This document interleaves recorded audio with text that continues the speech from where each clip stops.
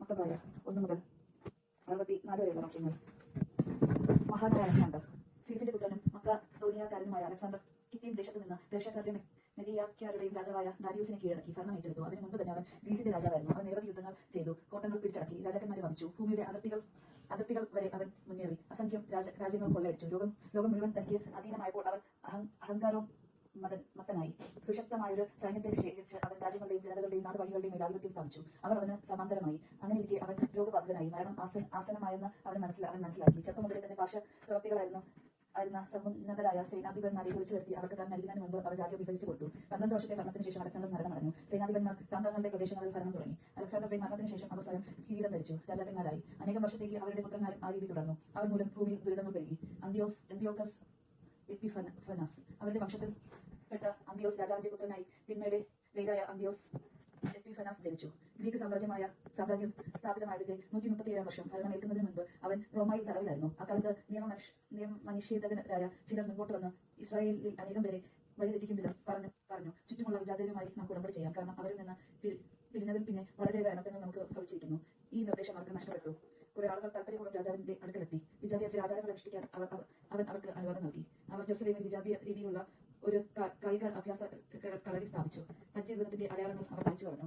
വിശുദ്ധ ഉടമ്പടി പരിത്യജിച്ചു. വിജാതിയരോട് ചേർന്ന് ദുഷ്കൃത്യങ്ങൾ മുഴുകുകയും ചെയ്തു. രാജ്യം തന്റെ കയ്യിൽ ഭദ്രമായി എന്ന് കണ്ട് ഈജിപ്തിന്റെ കൂടെ രാജാവാകാൻ അന്ത്യോസ് തീരുമാനിച്ചു. ഈ രാജ്യങ്ങളുടെയും അധിപരായിരിക്കുക അവരുടെ മോഹം. ഗതകളും ആനകളും കുതിരപ്പട്ടാളവും വലിയൊരു കപ്പൽപ്പടയും അടങ്ങിയ സുശക്തമായ സൈന്യത്തോടെ അവൻ ഈജിപ്തിനെ ആക്രമിച്ചു. ഈജിപ്ത് രാജാവായ ടോളിയുമായി അവൻ ഏറ്റുമുട്ടി. ടോളമി പിന്തിരിഞ്ഞോടി. വളരെ പേർ മുറിവേറ്റ് വീണു. ഈജിപ്തിലെ സുരക്ഷിത നഗരങ്ങൾ അവൻ പിടിച്ചടക്കി. ഈജിപ്ത് ദേശം കൊള്ളയടിച്ചു. 143 ആണ്ടിൽ ഈജിപ്ത് കീഴടക്കിയതിനു ശേഷം അന്ത്യോസ് മടങ്ങി. ഇസ്രായേലിനെതിരെ ശക്തമായ ഒരു സൈന്യവുമായി പുറപ്പെട്ട് അവൻ ജെറുസലേമിലെത്തി. അവൻ ഔദ്യോഗികത്തോടെ വിശുദ്ധ സ്ഥലത്ത് പ്രവേശിച്ച് സുവർണ്ണ ബലിപീഠവും വിളക്കുകാലുകളും അവിടെ ഉണ്ടായിരുന്ന എല്ലാ ഉപകരണങ്ങളും കൈവശമാക്കി. തിരുസാന്നിധ്യാപ്പത്തിന്റെ മേശയും പാനീയബലിക്കുള്ള ചഷണങ്ങളും കോപ്പകളും സുവർണ്ണ ധൂപ കലശങ്ങളും തിരശിലയും കിരീടങ്ങളും ദേവാലയ കുമ്പത്തെ കണിക വിധാനങ്ങളും എല്ലാം അവൻ കൊള്ളയടിച്ചു. അവിടെ ഉണ്ടായിരുന്ന വെള്ളിയും സ്വർണ്ണവും വിലപിടിച്ച പാത്രങ്ങളും കൈവശപ്പെടുത്തി. ഒളിച്ചു വെച്ചിരുന്ന നിധികളിൽ കണ്ടെത്തിയതെല്ലാം അവൻ കൈക്കലാക്കി. അവയും കൊണ്ട് അവൻ സ്വദേശത്തേക്ക് മടങ്ങി. അവനെ ഏറെ രക്തം ചൊരിഞ്ഞു. അവന്റെ സംസാരത്തിൽ അഹങ്കാരം ഒത്തിരുന്നു. ഇസ്രായേൽ സമൂഹങ്ങളെല്ലാം തീവ്ര ദുഃഖത്തിലാണ്ടു. ഭരണാധിപന്മാരിലൂടെ പ്രവാണികളിലും നിന്ന് ദീനരോധം ഇനമുയർന്നു. യുവാക്കന്മാർ തളർന്ന വശരായി. സ്ത്രീകളുടെ സൗന്ദര്യത്തിന് മങ്ങലേറ്റു. മണവാളൻ വിതപ്പിച്ചു. മണവരായി മണവാട്ടി പ്രബലിപ്പിച്ചു.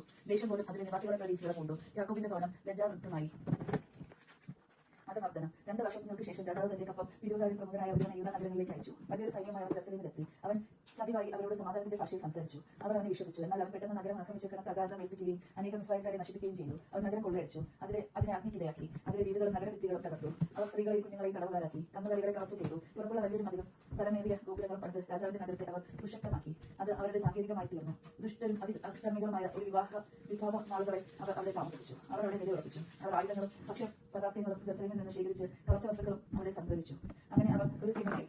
അത് വിശുദ്ധ സ്ഥലത്തെ ആക്രമിക്കാനുള്ള ഒളിസ്ഥലമായി മാറി. ഇസ്രായേലിനെ നിരന്തരം നടത്തുന്ന ദുഷ്ടപ്രതി യോഗിയും വിശുദ്ധ സ്ഥലത്തിന് ചുറ്റും അവർ നിഷ്കളങ്ക രക്തം ചിന്തി. വിശുദ്ധ സ്ഥലം അശുദ്ധമാക്കുക പോലും ചെയ്തു. ജെറുസലേം നിവാസികൾ അവരെ ഭയന്നോടിപ്പോയി. അവർ വിദേശീയരുടെ വാസസ്ഥലമായി പരിഗണിച്ചു.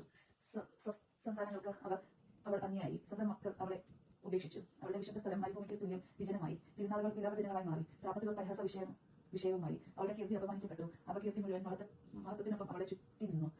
അവളുടെ ഔന്നത്യം വിലാപത്തിന് വഴിമാറി. സ്വന്തം ആചാരങ്ങൾ ഉപേക്ഷിച്ച് എല്ലാവരും ഒരു ജനതയായി തീരണമെന്ന് രാജാവ് രാജ്യത്തെങ്ങും കൽപ്പന വിളംബരം ചെയ്തു. വിജാതികളെല്ലാം രാജകൽപ്പന സ്വാഗതം ചെയ്തു. ഇസ്രായേലിൽ നിന്ന് പോലും വളരെ പേർ അവന്റെ ഇംഗിത സന്തോഷം സ്വീകരിച്ചു. അവർ വിഗ്രഹങ്ങൾക്ക് ബലി സമർപ്പിക്കുകയും സാപത്ത് അശുദ്ധമാക്കുകയും ചെയ്തു. രാജാവ് ജെറുസലേമിലേക്ക് യൂദാ നഗരങ്ങളിലേക്കും ദൂതന്മാർ വശം കത്തുകൾ അയച്ചു. സ്വന്തം നാടിന് അന്യമായ ആചാരങ്ങൾ അനുഷ്ഠിക്കാൻ അവൻ ആജ്ഞാപിച്ചു.